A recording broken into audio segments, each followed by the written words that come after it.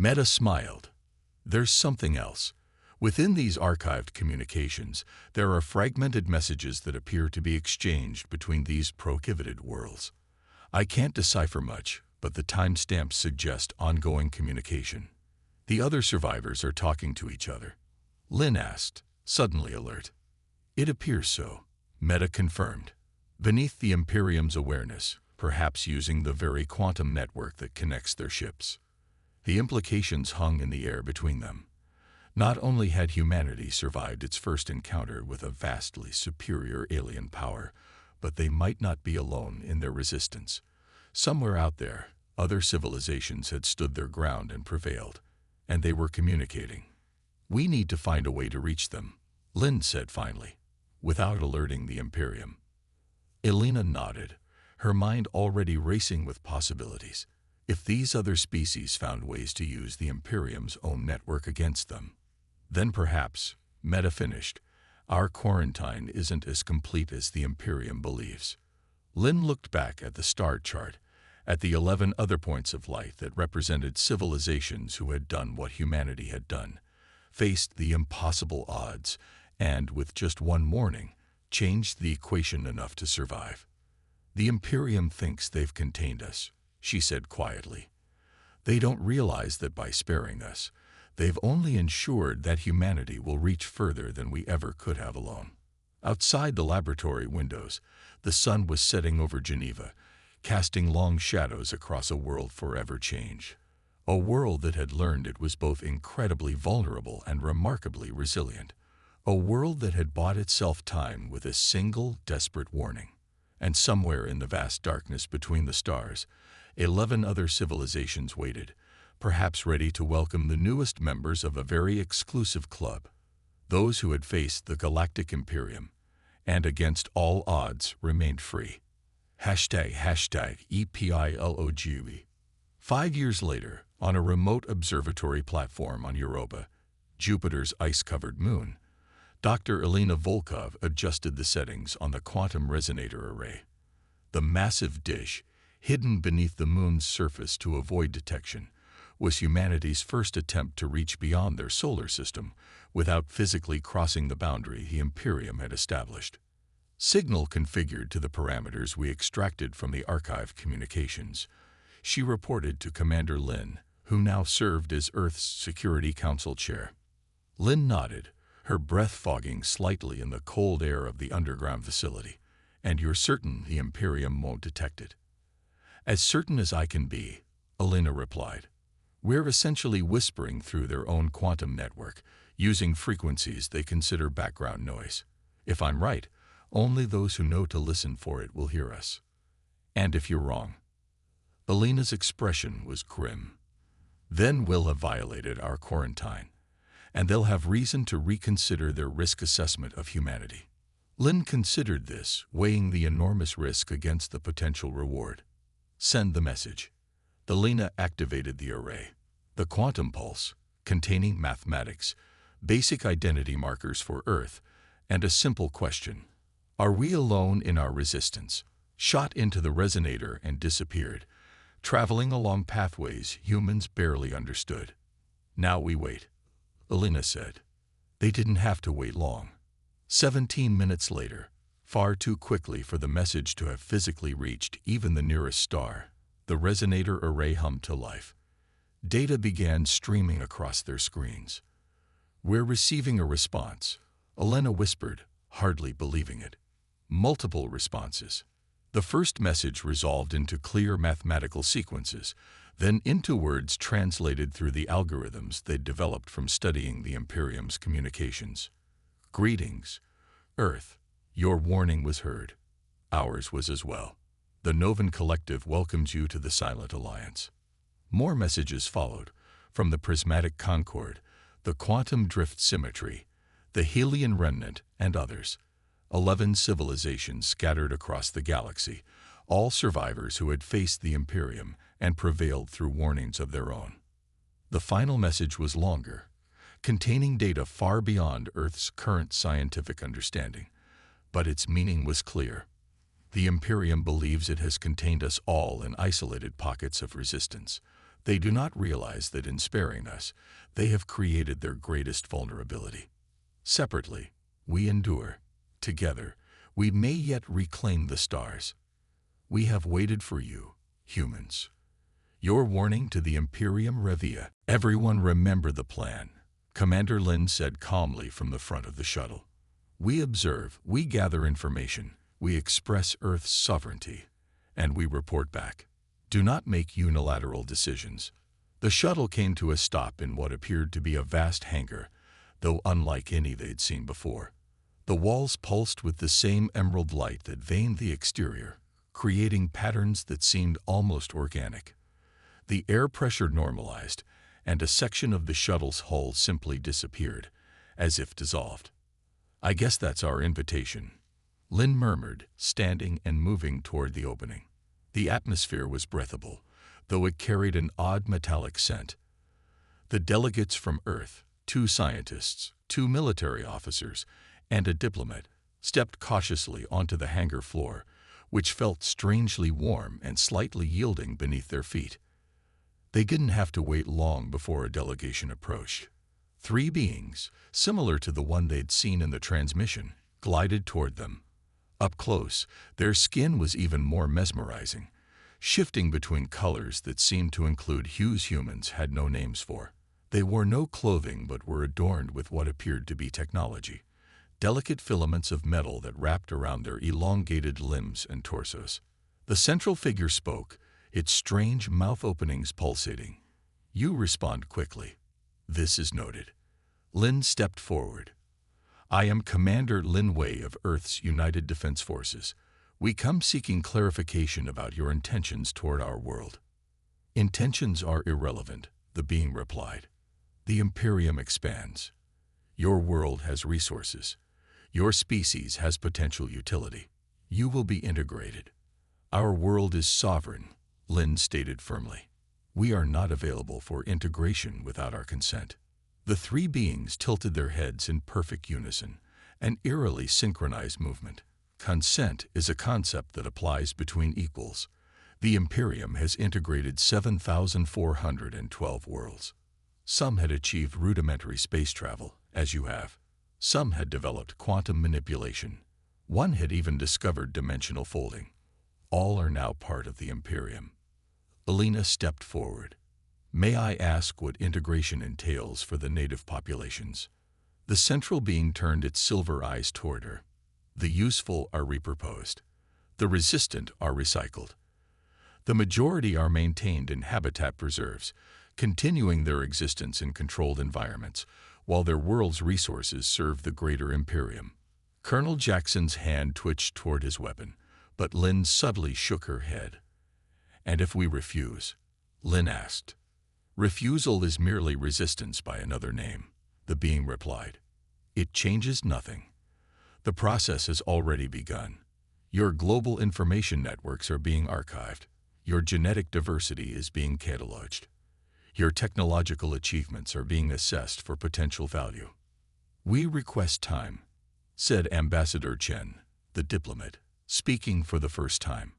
Our leaders must consult with our people. We have decision-making processes that must be honored. The beings conferred with each other in a series of musical tones that the translators couldn't process.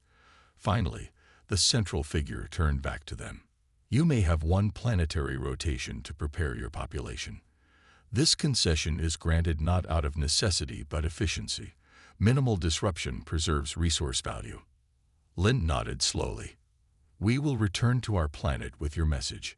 As they turned to leave, Dr. Kazemi spoke up. 1 question, if I may. What do you call yourselves? What is the name of your species? The beings seemed puzzled by the question. We are the Imperium. Individuated species designations are irrelevant once integration is complete. They were escorted back to their shuttle by silent figures that seemed to materialize from the walls themselves. As the shuttle was released from the alien ship, Alina noticed that the other 5 vessels around the globe remained absolutely motionless, like obsidian knives poised at Earth's throat. Well, Colonel Jackson said grimly once they were underway, at least we know what we're facing now. Do we? Lynn asked quietly. I think we've just scratched the surface. Hashtag part 2. The warning.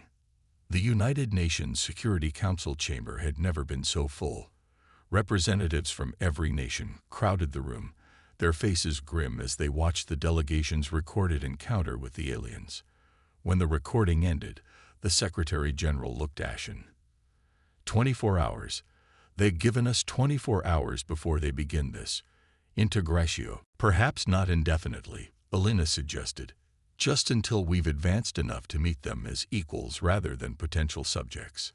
The meeting continued, with discussions about resource allocation, research priorities, and the political challenges of maintaining global unity in the face of this new reality.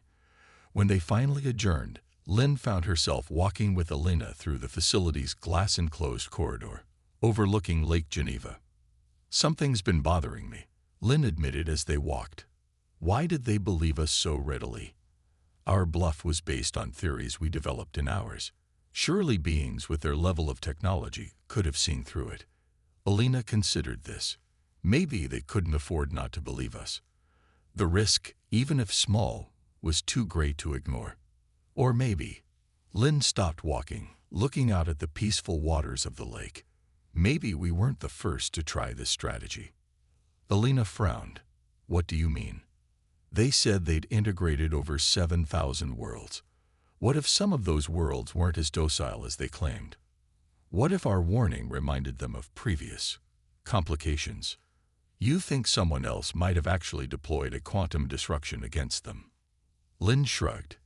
It would explain why they took our threat seriously without much verification. They might have experienced something similar before. They continued walking in thoughtful silence. Either way, Elena said finally, we've bought ourselves time. Time to prepare, to advance, to unite. When they'd return, humanity will be ready. And in the meantime, Lynn added, we have an entire solar system to explore and develop. Within our boundaries, we can grow stronger. As they reached the end of the corridor, they found Dr. Mehta waiting for them, his expression somewhere between concerned and excited. Ah, there you are, he greeted them. I've been analyzing some of the communication frequencies we recorded from the alien vessel. There's something you should see. He led them to his laboratory, where complex waveforms danced across multiple screens. What are we looking at? Lynn asked. Buried within their communications, there appear to be messages in other languages. Hundreds of them, Mehta explained. Most are indecipherable, but some contain patterns similar to mathematical constants that would be universal. They were communicating with other species while they were here. Elena asked. Not exactly, Mehta replied, adjusting the display. I believe these are recordings, archived communications from other worlds they've encountered, and some of them appear to be warnings. Lynn leaned closer to the screen. Warnings like ours. Similar in principle, though the details differ, Mehta confirmed. If I'm interpreting correctly, other civilizations tried to deter the Imperium with various threats. Some technological, some biological, some less classifiable. But they were integrated anyway, Lynn said grimly. Their warnings failed. Most, yes, Mehta agreed, but not all. Look at this. He brought up another display, showing a star chart with various markers. These red markers indicate worlds the Imperium has integrated. The yellow ones are worlds they've encountered but left alone. Prohibited zones, like Earth. Lynn counted quickly. Only 12 yellow markers out of thousands. 12 species who successfully deterred the Imperium, Elena mused. What made them different? That's what I've been trying to determine, Mehta said. And I think I've found a pattern. The successful deterrents weren't necessarily the most advanced civilizations. They were the ones that presented threats the Imperium couldn't fully understand or predict. Uncertainty, Lynn realized. The Imperium avoids risks it can't calculate. Precisely, Mehta nodded. And humans, with our long history of irrational behavior, our willingness to risk self-destruction, and our remarkable adaptability. We're practically uncertainty incarnate. Elena laughed softly. So we saved ourselves by being unpredictable and slightly unhinged. By being human, Lynn corrected, with all the complexity that entails. What are our options? Asked the French representative. These beings clearly possess technology far beyond our own. General Williams of the United States military stood. We've analyzed their ships as best we can. They appear to be powered by something similar to zero-point energy. Their hulls absorb radar, lidar, and most forms of electromagnetic scanning. We have no idea if our weapons would even damage them. So we surrender. The Russian president's voice was ice cold. We allow ourselves to be preserved like animals in a zoo. Commander Lin, now back on Earth, stepped forward. There may be another option. Dr. Volkov and Dr. Kazemi have been analyzing the data we gathered on the alien vessel. Elena rose from her seat, digital tablet in hand. The aliens, the Imperium, use a form of technology that appears to merge biological and mechanical elements. Their ships are partially alive, responding to their thoughts and needs. But more importantly, we detected unusual quantum fluctuations throughout their vessel. In simple terms, please, Doctor, the Secretary General requested. They're not just traveling through space, Elena explained. They're manipulating dimensional barriers, creating shortcuts between points in the universe. It's how they appeared so suddenly, and how they maintained those positions without expending enormous energy. And this helps us how? Asked the Chinese premier. Dr. Kazemi stood beside Elena. We believe their technology has a vulnerability. The quantum field they generate to maintain these dimensional portals is unstable. If disrupted at precisely the right frequency, it could collapse. Collapse how? General Williams asked, leaning forward with sudden interest. Catastrophically, Kazemi replied. Based on our readings, a disruption could create a cascading quantum event, essentially folding space back on itself. You're suggesting we can destroy their ships. The hope in the Secretary General's voice was palpable. Elena hesitated. Not exactly. We're suggesting we might be able to create a disruption that would force them to retreat, to prevent the collapse from affecting their entire fleet. How quickly can you develop this disruption? The Russian president demanded. That's the problem, Elena admitted. The mathematics are incredibly complex. We'd need massive computing power and time, more time than we have. The room fell silent as the implications sank in. Then, from the back of the chamber, a voice spoke up. Perhaps you don't need to develop it at all. All heads turned to see Dr. Sanjay Mehta, a theoretical physicist from India who had been quietly listening. Explain, the Secretary General prompted. What if we don't need to create an actual disruption? Dr. Mehta suggested, moving toward the front of the room. What if we simply need to make them believe we can? Lin frowned. A bluff? Against beings who can tear holes in reality. Not a bluff, Mehta corrected. A warning. One that carries enough credibility to make them reconsider. General Williams scoffed. And how would we deliver this warning in a way they'd believe? With truth, Mehta replied simply. Humans have one advantage these beings may not have anticipated. Our capacity for mutual destruction. Understanding dawned on Elena's face. The Cold War. Nuclear deterrence. Precisely, Mehta nodded. For decades, major powers on Earth didn't attack each other, not because they couldn't, but because the cost was too high for both sides. So you're suggesting we tell these aliens that if they don't leave us alone, we'll... What? Blow ourselves up? The French representative looked incredulous. I'm suggesting, Mehta continued calmly, that we inform them that humans have spent centuries perfecting the art of making existence mutually undesirable when threatened. We tell them that we have already begun preparations to destabilize the quantum field they use, and that we're prepared to trigger a collapse that would not only destroy their ships, but create a cascading event that would ripple through their entire network of dimensional portals. Would that even work? The Chinese premier asked, turning to Elena and Kazemi. Alina exchanged glances with her colleague. Theoretically, yes. If their ships are connected through a quantum network, a sufficiently powerful disruption at the right frequency could potentially propagate through their entire fleet, like a virus through a computer network. Exactly. Meta nodded. We don't have to be able to defeat them. We just have to make conquering us not worth the risk. The Secretary General leaned forward. And if they call our bluff? Then we're no worse off than we are now, Lin answered. But if these beings are as logical as they seem, they'll perform a cost-benefit analysis. 7,000 worlds, they said. Why risk their entire network for one more, especially one that comes with such a warning? A murmur ran through the assembly as leaders conferred with their advisors. After several minutes, the Secretary General called for order. We need to formulate this warning carefully. It must be scientifically credible enough to make them believe we understand their technology. It must be delivered with absolute conviction, and it must be done before our 24 hours are up. Lin stepped forward. I volunteer to deliver the message personally. Not alone, Alina said immediately. You'll need scientific support to make this credible. And military presence, added General Williams, to reinforce that we're serious. The Secretary General nodded. Very well.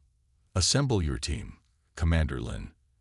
The fate of humanity may rest on how convincingly you can deliver our warning. 6 hours later, a larger delegation approached the alien vessel over Beijing.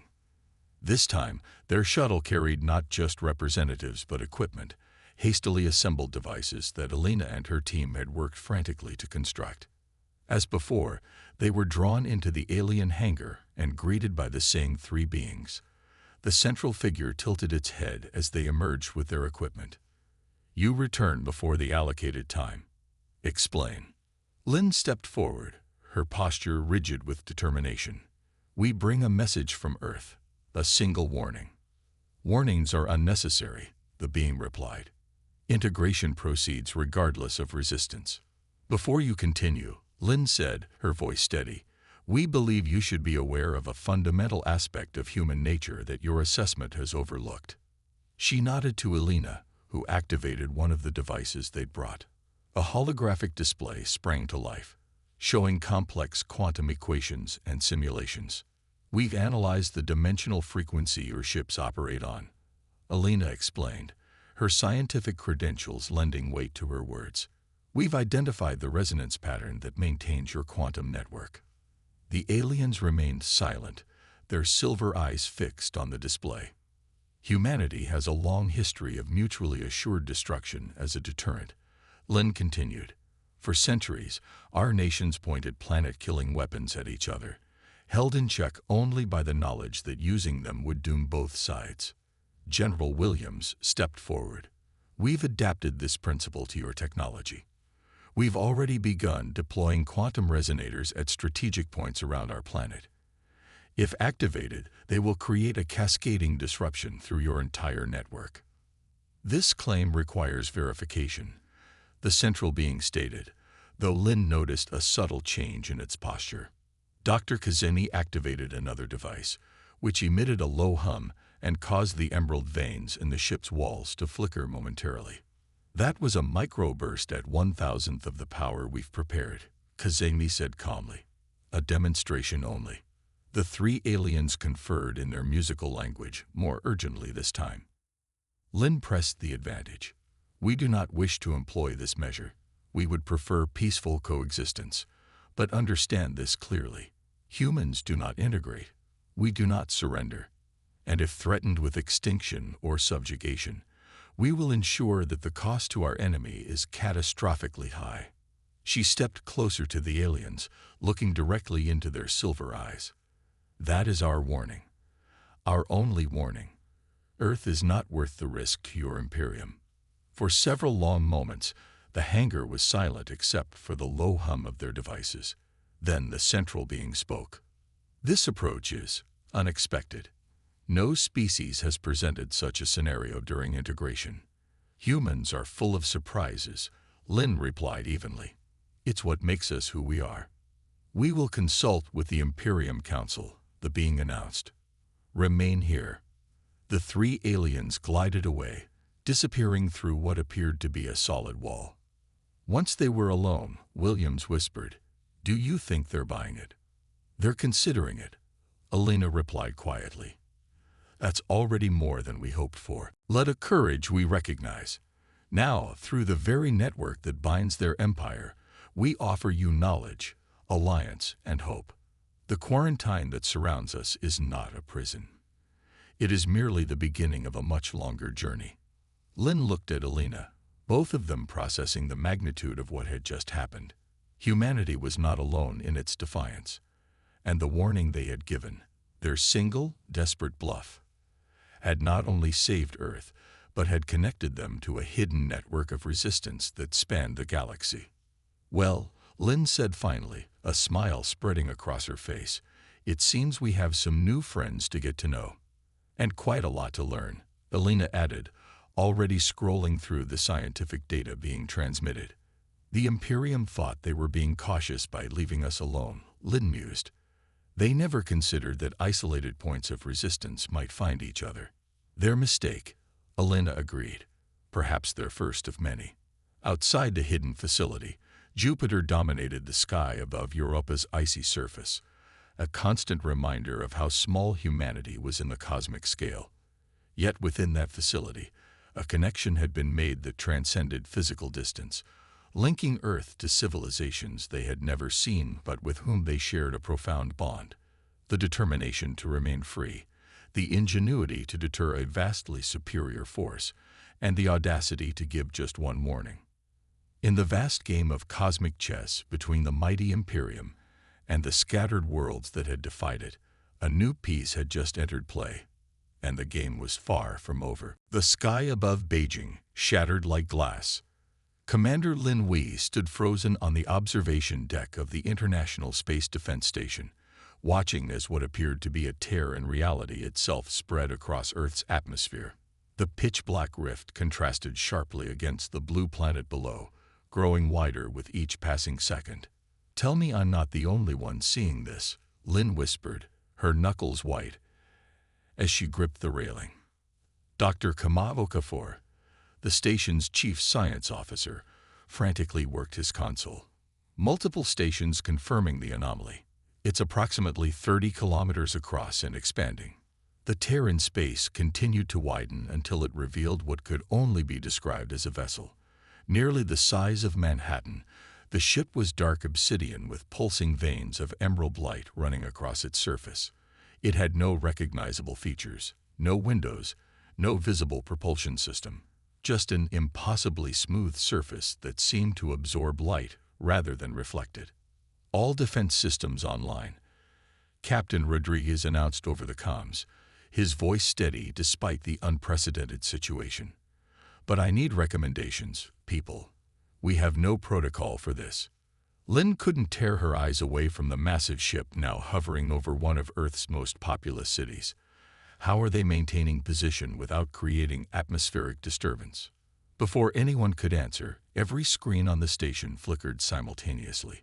The normal data displays vanished, replaced by a symbol, a spiral of interconnected triangles that slowly rotated. "We're being hacked," the communications officer shouted. "Something's breaking through every firewall we have, like they don't even exist." The symbol disappeared, replaced by a face, or something close to a face. The being had iridescent skin that shifted colors with each slight movement. Its eyes were large, pupilless orbs of swirling silver. Where a human would have a nose and mouth, this being had only a series of small openings that expanded and contracted rhythmically. When it spoke, the words came through all speakers simultaneously, perfectly translated into every Earth language. "People of the third planet, you have been noticed by the Galactic Imperium. Your world has been designated for integration. Resistance is neither expected nor required. You will be assimilated with minimal disruption. This is not a request. This is not a negotiation. This is your reality now." The transmission cut off abruptly, leaving the station in stunned silence. Captain Rodriguez was the first to recover. "Status report. Now." "Sir," The tactical officer responded. Additional anomalies are appearing over New York, Moscow, New Delhi, Tokyo, London, and Cairo. Same pattern, different ships. Lin's mind raced. Earth's defenses, while significant by their standards, would be like throwing stones at a hurricane if these beings could tear holes in reality itself. We need to buy time, she said finally. Captain, request permission to assemble a first contact team. Rodriguez looked at her sharply. You want to talk to them? After that message? With respect, sir, we need information. We need to know what integration means, and we need to see what we're really dealing with. After a moment, Rodriguez nodded grimly. Assemble your team. But Commander Lin, he paused, his expression grave, make it very clear that Earth does not surrender easily. Dr. Elena Volkov had been having a normal Tuesday morning in her Moscow laboratory when the world changed forever. Now, 12 hours later, she found herself aboard a military shuttle approaching the massive alien vessel hovering over Beijing. This is insanity, muttered Colonel Jackson, the American military representative, checking his sidearm for the 5th time. They're clearly hostile, and we're just flying right up to them. They could have destroyed us already if that was their intention, Elena responded, adjusting the portable translator unit she'd hastily modified. The fact that they announced themselves suggests they want something more complex than simple destruction. That's supposed to be comforting. Ask Dr. Amir Kazini, the Iranian quantum physicist who had been working with Elena on theoretical models of spatial distortion. They tore holes in spacetime like it was tissue paper. The shuttle pilot's voice came over the intercom. We're being pulled into some kind of docking mechanism. I've lost control of the craft. Elena felt her stomach lurch as the shuttle changed direction, guided by an invisible force toward an opening that hadn't been visible on the ship's surface moments before. The smooth obsidian exterior parted like liquid, reforming around their shuttle as they were drawn inside. But we don't actually have the means to create such a disruption, General Williams pointed out. They don't know that, Meta countered. And if we present enough scientific evidence to make our claim credible, combined with humanity's well-documented history of choosing destruction over submission, they might just believe us. Commander Lin had been quiet, processing the suggestion.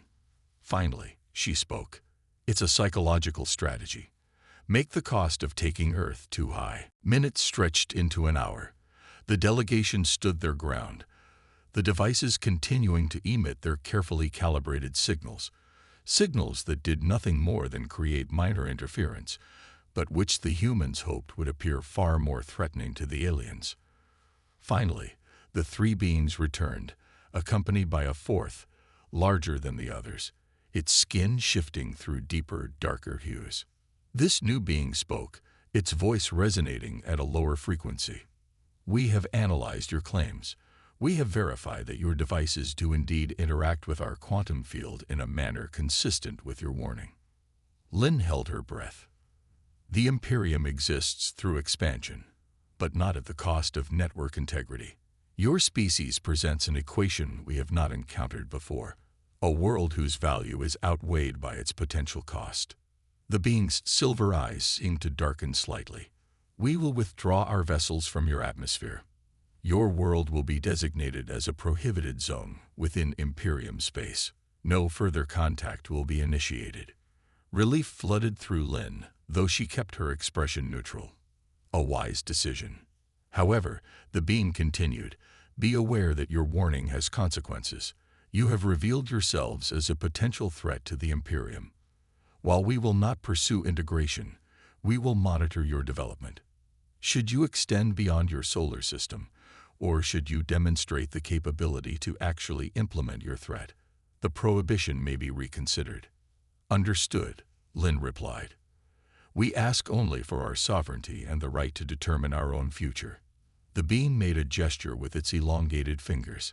Return to your world, humans. Consider yourselves quarantined rather than integrated. The outcome serves the Imperium's interests adequately. As the delegation returned to their shuttle, Elena whispered to Lynn, "Did we just get exactly what we wanted by threatening to do something we can't actually do?" Lynn's lips quirked in a small smile. "Welcome to diplomacy, Doctor. Sometimes the most powerful weapon is the one you never have to use." Part 3. The AFT. 3 months after the Imperium's withdrawal, the world was still reeling from the knowledge that they were not alone in the universe and that they had narrowly avoided subjugation. Nations that had been enemies for generations found themselves working together in unprecedented ways, united by the common understanding that Earth's isolation was now both its protection and its prison. Commander Lynn sat in a conference room at the newly established Global Space Defense Initiative headquarters in Geneva, reviewing reports with Elena, Kazini, and representatives from 23 nations. "The monitoring satellites are operational," reported the French aerospace director. "We now have full coverage of the solar system's heliopause. If anything crosses into our neighborhood, we'll know." "And the quantum detection grid?" Lynn asked. "Online and stable," Kazini confirmed. "If they try to open another dimensional portal anywhere near Earth, we'll have advance warning." Elena tapped her tablet, bringing up a holographic display in the center of the table. "More importantly, we're making progress on understanding the data we gathered from their ship. The quantum principles their technology operates on are beginning to make sense. How long until we can actually develop the disruption technology we claim to have?" asked the representative from Japan. "Years, possibly decades," Elena admitted. "But we're on the right track. And in the meantime, our warning stands." Lynn nodded. "The Imperium believes we already have this capability. As long as we remain within our solar system and don't give them reason to reconsider their risk assessment, we should be safe." "Safe, but isolated," the Brazilian representative pointed out. "We're essentially under quarantine in our own solar system. Any ambitions for interstellar travel have to be shelved indefinitely."